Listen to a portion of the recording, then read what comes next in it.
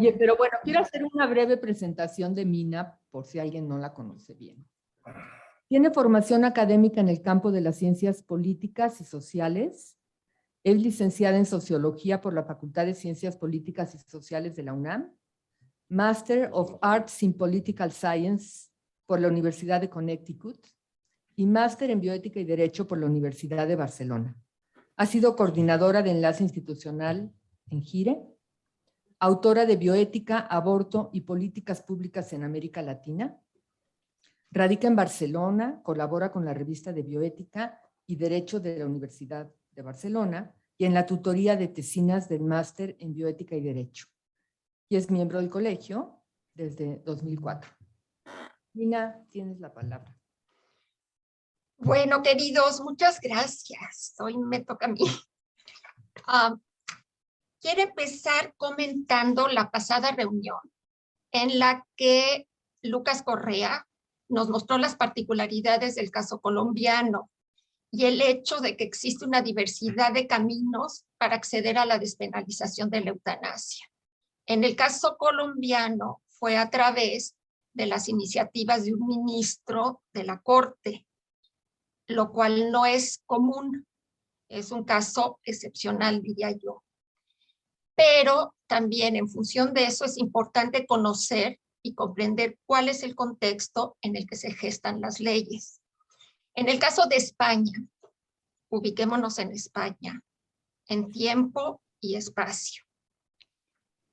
En España inciden factores distintivos, tales como el régimen que precedió a la democracia, me estoy refiriendo al franquismo, y su arraigo aún vigente en sectores con poder.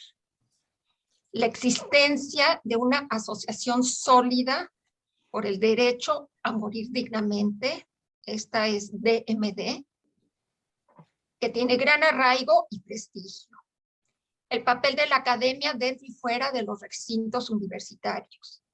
El proceso de secularización de la sociedad española, muy importante. Las aproximaciones sucesivas en leyes, la influencia de países del entorno, me refiero a países europeos como Bélgica, Holanda y Luxemburgo, y las particularidades de la pirámide de edad. España es una sociedad envejecida, y de la prestación de servicios de salud que benefician a todos los ciudadanos y contribuyentes en este país. Vayamos a España. España demoró prácticamente 4 décadas en atender los reclamos para legalizar la eutanasia, tiempo durante el cual se produjeron avances, pero también estancamiento. Como la ley reconoce en el primer párrafo de su texto, en el preámbulo, la ley responde a una demanda vigorosa de la sociedad española. Y esto es muy importante. Nos decía Lucas Correa que en Colombia no existió esa demanda vigorosa de la sociedad. Repito, fue gracias a la intervención de un ministro de la Corte que se dio el proceso de despenalización de la eutanasia en Colombia. Aquí sí, aquí ha habido una demanda vigorosa de la sociedad que partió de casos individuales, logró apoyo social y posteriormente el respaldo en el ámbito político. A esta ley se la valora como un gran logro y sin embargo no está exenta de observaciones críticas, particularmente en términos de su operacionalidad. Persisten algunos retos para mejorar la aplicación de esta ley. Veamos cómo se trató el tema de la eutanasia en el contexto europeo en el siglo anterior. Hay un antecedente remoto del año de 1935 en Inglaterra, cuando se formó EXIT, conocida como Voluntary Euthanasia Society, y que supuestamente aplicó la primera eutanasia al rey de Inglaterra en esos momentos debido a la situación de sufrimiento extremo que sufría. De 35 pasamos al periodo de la Segunda Guerra Mundial de 39 a 45, durante el cual se interrumpen las acciones que pugnaban por regular la eutanasia.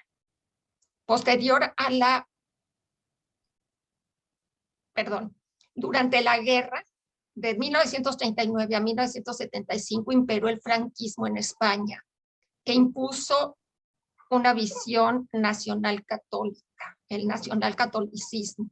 Este es un antecedente importante en términos de la mentalidad que imperaba o que se trató de imponer durante ese tiempo.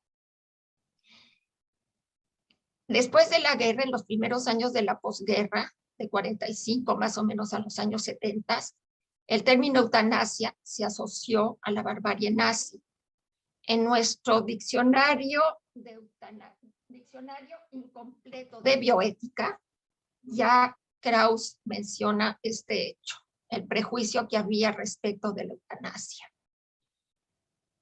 Posteriormente, a partir de los años 80, en Europa se celebraron distintos eventos en los que médicos y filósofos analizaron el tema y proponían su despenalización. Ya para los 80, la eutanasia había superado en parte el estigma heredado de los genocidios nazis. En este mismo contexto europeo, en lo que va del siglo XX al XXI, en 80, en Oxford,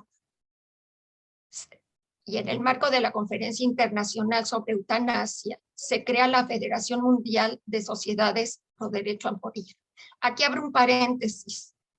No sé si todos saben, pero actualmente la presidenta de esta Federación Mundial de Sociedades Pro Derecho a Morir es Asunción Álvarez del Río, miembro del Colegio de Bioética, y a quien invito en algún otro momento a que nos hable de su experiencia al frente de esta federación, que existe desde el año de 1980.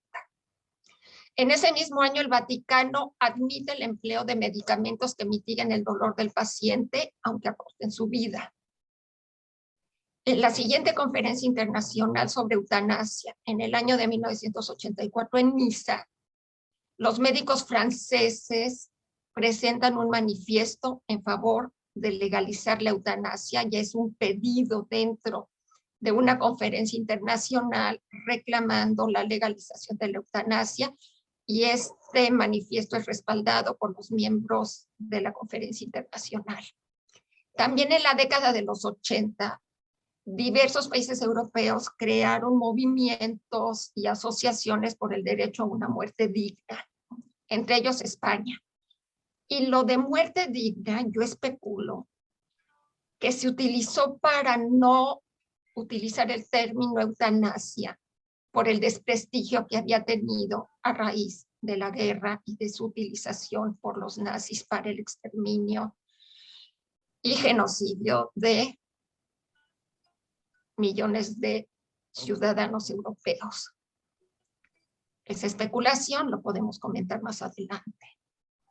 Pero así se han nombrado muchas de estas organizaciones por el derecho a una muerte digna.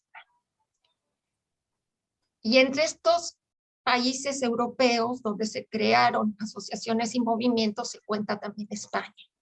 Posteriormente, a inicios del siglo XXI, Holanda primero, Bélgica inmediatamente después, despenalizaron la eutanasia, y Luxemburgo lo hizo en el año de 2009.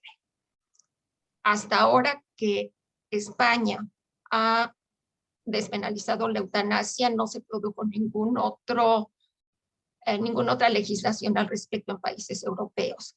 Sí, en algunos estados de la Unión Americana, también en Canadá, en Nueva Zelanda y el caso específico de Colombia. ¿Cómo se dio este proceso en España?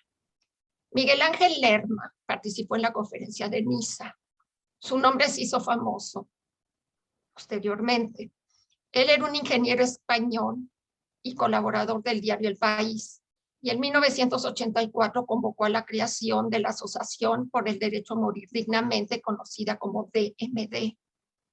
Entonces, a la fecha, esta asociación ha desempeñado un papel de primer orden en favor de la despenalización y regulación de la eutanasia en España.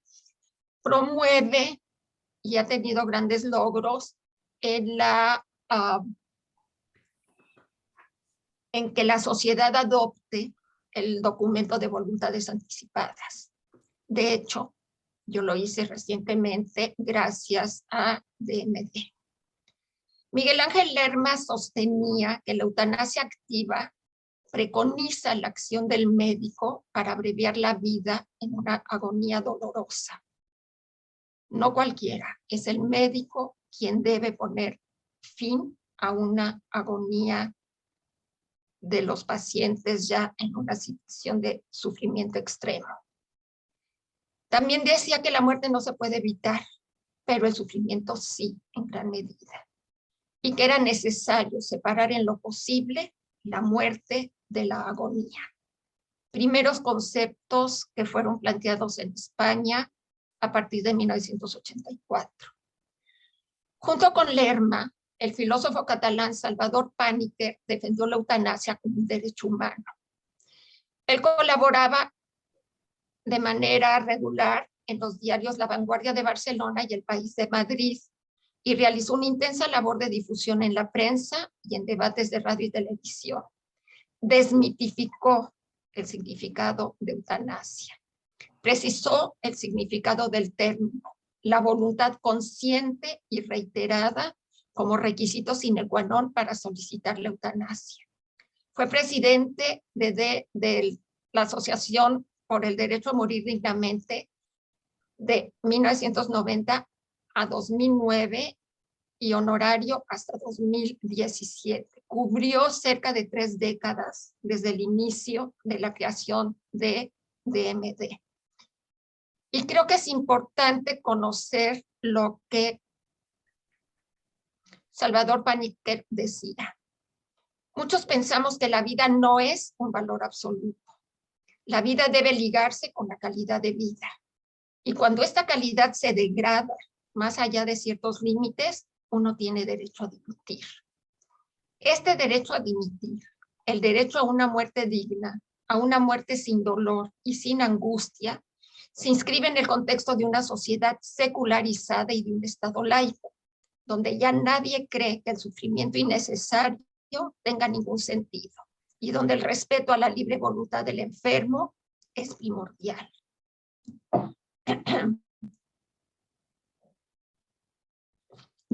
En los años 90 del siglo pasado, la academia ya contribuía al análisis de la eutanasia y al debate social, muy importante esta cuestión del debate social, desde las perspectivas de la ética y el derecho. María Casado lo hizo con su libro La eutanasia, aspectos éticos y jurídicos de 1994, y el Observatorio de Bioética y Derecho de la Universidad de Barcelona con la publicación de varios de sus documentos. Aquel sobre las voluntades anticipadas de 2001, sobre la disposición de la propia vida en determinados supuestos, llamado Declaración sobre la Eutanasia en 2003, y sobre la objeción de conciencia en sanidad en 2007, así como en el libro Morir en Libertad de 2016. Todos estos se puede tener acceso a todos estos a través de la página web del Observatorio de Bioética y Derecho. María Casado también fue miembro del primer Comité de Bioética de España. E integrantes del Observatorio de Bioética y Derecho han formado parte del Comité de Bioética de la Generalitat de Cataluña y de la Universidad de Barcelona. El Observatorio de Bioética y Derecho y la Asociación Derecho a Morir Dignamente colaboran en publicaciones y eventos. En la sesión pasada, Pauline preguntaba sobre la participación de la academia en el caso colombiano, a lo que Lucas Correa respondió que no la había habido. En este caso sí, en este caso, y particularmente en Cataluña, que es el que yo más conozco, sí ha habido una participación importante de la academia, no solo en el análisis del tema, sino en su participación en comités de bioética tanto en el español como en el de Cataluña y también en la propia Universidad de Barcelona. Ahora, como parte importante del proceso de despenalización de la eutanasia en España, está el hecho de que muchos casos, fueron conocidos, publicitados en los medios. Las personas que consideraban que sufrían un dolor insoportable, muchas de ellas solicitaron públicamente la ayuda médica para morir. La cobertura de los medios, otro aspecto importante, la colaboración de los medios fue fundamental para mantener vivas sus demandas y contribuir al debate social. El primer antecedente y poco conocido es de Carlos Gómez, un enfermo de leucemia que en 1984 publicó en el diario El País, Osar morir da vida. Esto puso sobre la mesa el tema de la eutanasia. Años después, en el periodo de 1993 a 1998, se conoció el caso de Ramón Sampedro, parapléjico, un joven que en un accidente se golpeó y quedó bloqueada toda su columna, el resto de su organismo. Él se consideraba una cabeza pegada a un cuerpo muerto. Y decía que a veces la muerte es menos espantosa que el dolor que hay que soportar para vivir. Su reclamo era su derecho a una muerte digna. Su activismo durante esos años, 93 a 98, impactó fuertemente a la sociedad. Acudió a tribunales, no podía moverse, fue llevado en camilla a tribunales. Hizo públicas sus cartas a los jueces, al Tribunal Constitucional y al mismo rey. Grabó el video de su suicidio utilizando cianuro y el dolor terrible que le causó el consumo de esa sustancia. Más adelante se conocieron los casos del doctor Marcos Hauermann, el primer médico condenado a prisión en España por haber practicado eutanasia a una paciente de 82 años en estado terminal. La paciente pedía ayuda para no sufrir. La hija de la paciente estuvo de acuerdo en que se le aplicara la eutanasia, pero en esa época la ley no la permitía. El doctor Hauermann pasó un año en la cárcel. Y más adelante se dieron otros casos que para nosotros en México pueden no ser conocidos, pero que en España tuvieron mucha repercusión. Jorge León, un pentapléjico que se suicidó en 2006, Inmaculada Echeverría, con distrofia muscular progresiva y que logró que la desconectaran para interrumpir así su vida. Madeleine Zeta, una francesa radicada en España con esclerosis lateral amiotrófica, que se vinculó a la Asociación Derecho a Morir Dignamente y que consiguió a través de ellos la sustancia para suicidarse, colocándola en un helado. Lo mezcló con el helado y murió.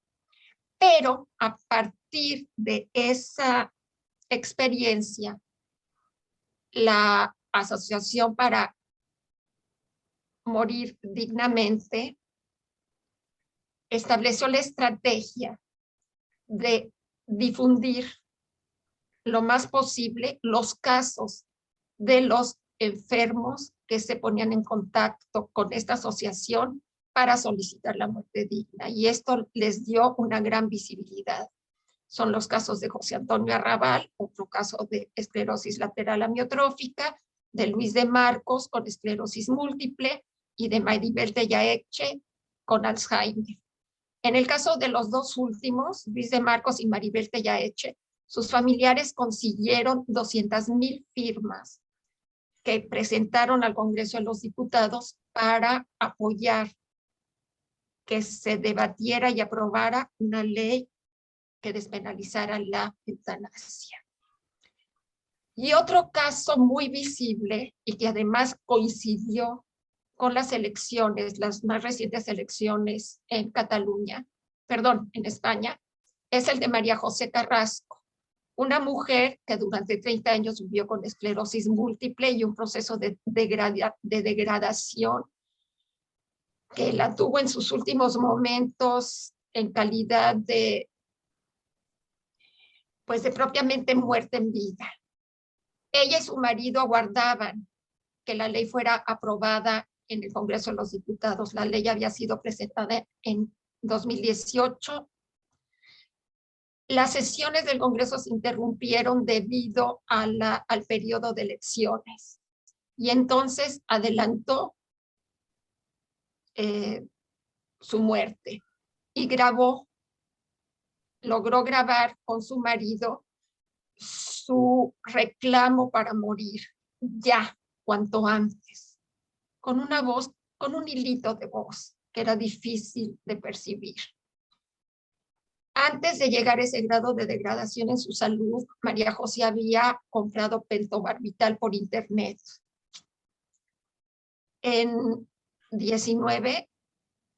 A principios del año 2019, ingirió el pentobarbital con ayuda de su marido, quien fue detenido y culpado de violencia de género, cosa que él impugnó radicalmente, se negó a aceptar esa categorización del hecho y fue liberado al poco tiempo.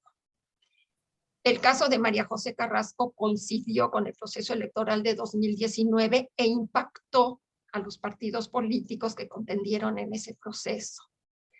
Tanto el de Ramón Sampedro como el de María José Carrasco fueron ampliamente visibilizados. Removieron conciencias y movilizaron a la opinión española en favor de la eutanasia.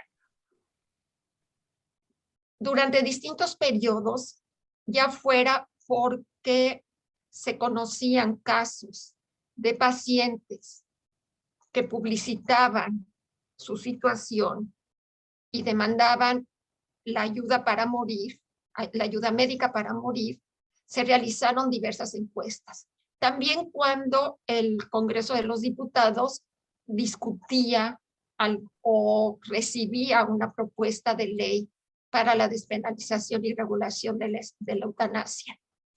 Todas estas agencias que realizaban encuestas son ampliamente conocidas, el Centro de Investigaciones Sociológicas y estas otras, bueno, este es un centro de estudios, las demás son empresas privadas. Todas fueron indicando el ascenso en la aprobación de la despenalización de la eutanasia. Y vemos que desde 2009 ya 3/4 partes de la población, más bien de los entrevistados, apoyaban que esta fuera despenalizada. Y de esta cifra llegó prácticamente al 90% en el año de 2019. La reflexión al respecto es que la sociedad se había adelantado a la política, los políticos todavía no aprobaban la ley y respaldaba ampliamente la legalización de la eutanasia. Esto se liga con ese primer párrafo de la ley, en el que el preámbulo habla de que la ley se propone dar respuesta a una demanda sostenida de la sociedad española. ¿Qué sucedió con el tema de la eutanasia en el Congreso de los Diputados? Desde el año de 1994 y durante más de un cuarto de siglo, el Congreso de los Diputados congeló o votó en contra las iniciativas para la despenalización de la eutanasia, que ha sido regulada por el artículo 143.4 del Código Penal Español. Y en 2018, cuando fue aceptada a trámite la iniciativa de ley para la regularización de la eutanasia, reglamentación de la eutanasia, y hasta que fue aprobada en 2021, Los partidos se enfrascaron en un debate sumamente ríspido en el Congreso de los Diputados. Durante este proceso de discusión se sucedieron las elecciones generales de abril de 2019, en las que el Partido Socialista Obrero Español y Unidas Podemos lograron formar un gobierno de coalición en el que ambos partidos estaban en favor de la regulación y despenalización de la eutanasia. Negociaron con otros partidos, hicieron concesiones, lograron acuerdos y tanto con los partidos nacionales como con los partidos de las comunidades autónomas, son 17 en España, que tienen representación ante la 14ª legislatura. Y así lograron conformar una mayoría favorable a la ley y alcanzaron los votos necesarios. 2002 a favor de todos estos partidos que no me dejan quitar el subrayado, pero que ahí los tienen para revisarlos en algún otro momento. 141 votos en contra de lo que se llama centro derecha y ultraderecha y 2 abstenciones. El 18 de marzo de 2021, las Cortes Generales avalaron la Ley Orgánica para la Regulación de la Eutanasia. Cortes Generales son el Congreso de los Diputados y el Senado. Una vez que se aprobó la ley por las Cortes Generales, el rey sancionó la ley, la suscribió el presidente del gobierno y al día siguiente fue publicada en el Boletín Oficial del Estado. Esta ley estaba programada para entrar en vigor a los 3 meses de la fecha de su publicación. Entonces volvamos a esta fecha, no fue el 24, fue el 25 de marzo cuando fue publicada y a partir del 25 de junio entraría en vigor la ley. Ya para entonces, algunas leyes relacionadas, leyes, decretos, códigos de menor validez que la ley orgánica para la regulación de la eutanasia, tuvieron que ser modificados y adaptados a la nueva ley. Es el caso del Código Penal, es el caso del documento de voluntades anticipadas, que fueron actualizados conforme a lo que estipula la ley. Desde luego que hubo oposición a la ley. Y volvamos al debate ríspido en que el Partido Popular y Vox votaron contra la aprobación de la ley, a la cual calificaron de injusta, inoportuna, de no responder a una demanda social y provocar la muerte. Ambos partidos insistieron en cuidados paliativos como alternativa para las personas que tienen el mayor sufrimiento durante el proceso de una enfermedad o un padecimiento que los tiene imposibilitados y sin posibilidades de curación. Vox además fue al Tribunal Constitucional e interpuso un recurso para que se suspendiera temporalmente la aplicación de la ley, pero este recurso fue denegado por el Tribunal Constitucional. Importante también el papel del Tribunal Constitucional, que implementaba la ley tal cual fue aprobada por las Cortes Generales. Por su parte, los sectores católicos, encabezados por la Conferencia Episcopal Española, mostraron su oposición a la ley y movilizaron a sus adeptos a manifestaciones frente al Congreso de los Diputados. El propio Comité de Bioética de España emitió un extenso documento en el que sostiene que la eutanasia y el auxilio al suicidio no son signos de progreso, sino un retroceso civilizatorio. Muy fuerte el pronunciamiento de este Comité de Bioética. Asimismo, durante el proceso de discusión de la ley, la Asociación de Abogados Cristianos demandó ante el Tribunal Supremo la cancelación de la declaración que reconocía a la Asociación Derecho a Morir Dignamente como una asociación de utilidad pública. La sentencia del tribunal estableció que la y esto también es importante, que la finalidad de actividades encaminadas al asesoramiento de las personas al momento final de su vida debe estimarse como promoción del derecho fundamental a la vida, recogido en el artículo 15 de la Constitución, y en consecuencia, una asociación que asuma dichos fines reúne las condiciones para ser declarada de utilidad pública. Todos estos movimientos de la derecha y de los sectores más conservadores intentaron bloquear la aprobación y posteriormente la aplicación de la ley. Bueno, ¿y cuál ha sido esta aplicación de la ley en los meses posteriores a su aprobación? Decíamos que a partir de junio de 2001 la ley entraba en vigor. Se conoce el caso de una mujer de Vizcaya de 86 años que fue la primera persona en recibir la eutanasia legal. En Cataluña, donde se tiene información bastante sistematizada, pero solo en lo relativo al primer semestre de aplicación de la ley, hubo un total de 67 solicitudes para obtener el acceso a ese procedimiento, de las cuales 33 se aprobaron, 28 de las aprobadas, 28 se cumplieron, o sea, las personas que las habían solicitado recibieron la atención médica necesaria para morir mediante la eutanasia, y hasta el momento hay 5 que están en espera de cumplirse. Hasta el momento me refiero a diciembre, justo el 25 de diciembre, fecha muy significativa, se emitió este informe y 5 personas todavía estaban en espera de que se cumpliera su solicitud, que ya había sido aprobada. Había 18 casos pendientes de recibir respuesta, estaban en vías de análisis. 5 fueron denegados por no ajustarse a los procedimientos que requiere la ley, más bien a los requerimientos de la ley.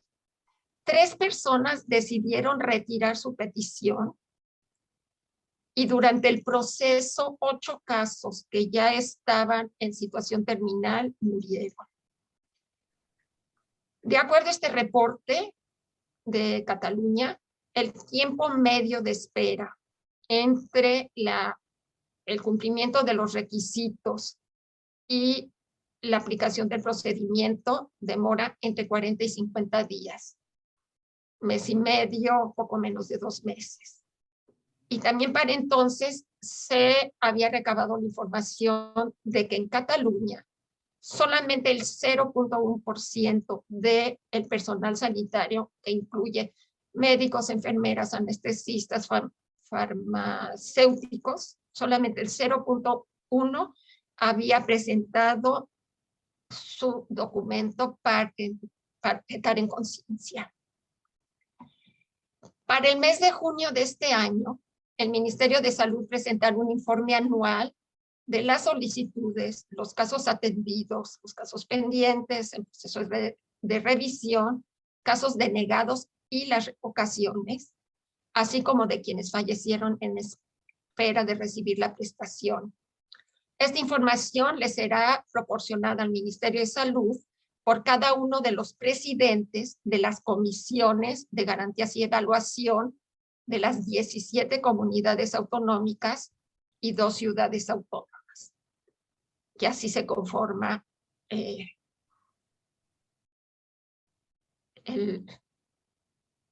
Estado español. Bueno, ¿cuáles son las críticas, las observaciones de esta ley? Desde luego que la ley debía ser garantista, no solo para cancelar las objeciones de partidos y distintas fuerzas que criticaban la aplicación de la eutanasia, pero al ser tan garantista, genera una serie de problemas. La ley fue muy bien acogida por la sociedad española, pero, como decía, no está exenta de observaciones críticas y particularmente en términos de su operacionalidad.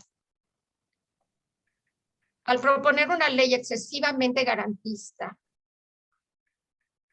burocrática la llaman muchos, con el propósito de obtener apoyo de los grupos parlamentarios que mantenían reservas, se generó el riesgo de que las comisiones de garantías y evaluación en cada una de las 17 comunidades y en las 2 ciudades autonómicas boicotearan la ley en aquellas comunidades gobernadas por la derecha, bajo la premisa que sostiene que cuanto menos casos haya, es mejor.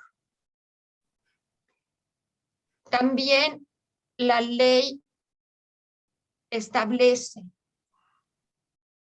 no solamente un control posterior a la facilitación de la eutanasia, sino un control previo. Y este control previo puede convertirse en un obstáculo debido a la excesiva burocratización y demoras para su puesta en práctica. Se comentaba el presidente de una de las comisiones de garantía y evaluación, que los pacientes están en condiciones de hacerlo y los familiares tienen la posibilidad de dar su opinión en una parte del documento para observaciones.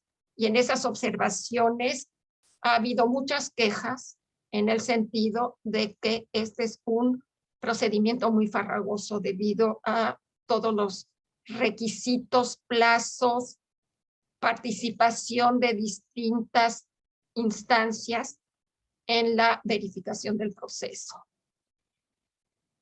Otra queja u otra observación es que el derecho a la objeción de conciencia de los médicos y del personal sanitario deberá ser rigurosamente vigilado para que se ajuste a las disposiciones de la ley, que se aplique de manera individual y no institucional, y que se formule el registro de quienes se acojan a ese derecho y la garantía de referir al paciente a un médico no objetor.